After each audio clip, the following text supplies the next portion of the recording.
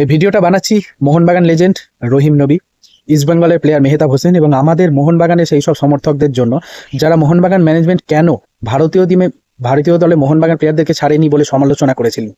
একটু আগে extra time বাংলার পর্দায় খবর শুনলাম যে সন্দেশ জিঙ্গান, যিনি ক্লাব লেভেলে এফসি গোয়ার প্লেয়ার, তিনি ভারতীয় দলের হয়ে ইরানের বিরুদ্ধে খেলতে গিয়ে চোয়ালে চোট পাওয়ার কারণে 6 মাস থেকে 1 বছর অবধি মাঠের বাইরে থাকতে হতে পারে। সব থেকে দুঃখজনক ব্যাপার, তার যে বিপুল চিকিৎসা ভার সেটা নাকি অল ইন্ডিয়া ফুটবল ফেডারেশন কিংবা এফসি গোয়া কেউই বহন করতে রাজি নন। কেন? কারণ যে টুর্নামেন্ট ভারত খেলতে গেছে, কাফা নেশনস কাপ, সেটা একটা আমন্ত্রণমূলক টুর্নামেন্ট।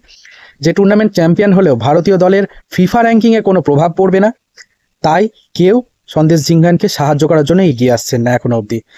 যারা মোহনবাগান ম্যানেজমেন্টের সমালোচনা করেছেন তারা বুঝতে পারছেন কি কেন এই টুর্নামেন্টের জন্য মোহনবাগান ম্যানেজমেন্ট মোহনবাগান প্লেয়ারদেরকে ছাড়েননি। আর তাছাড়া মোহনবাগান এএফসি চ্যাম্পিয়ন্স লিগ 2-তে খেলতে যাচ্ছেন, যেখানে মোহনবাগান ভারতবর্ষকেই রিপ্রেজেন্ট করবে, দেশের হয়ে খেলতে যাচ্ছে। আর সন্দেশ জিঙ্গান, যিনি আমাদের ভীষণ প্রিয় প্লেয়ার, তার দ্রুত আরোগ্য কামনা করছি। মাঠে ফিরে আসুন, এফসি গোয়ার হয়ে ভারতীয় দলের হয়ে মাঠ কাঁপান, এটাই কামনা করি। জয় মোহনবাগান।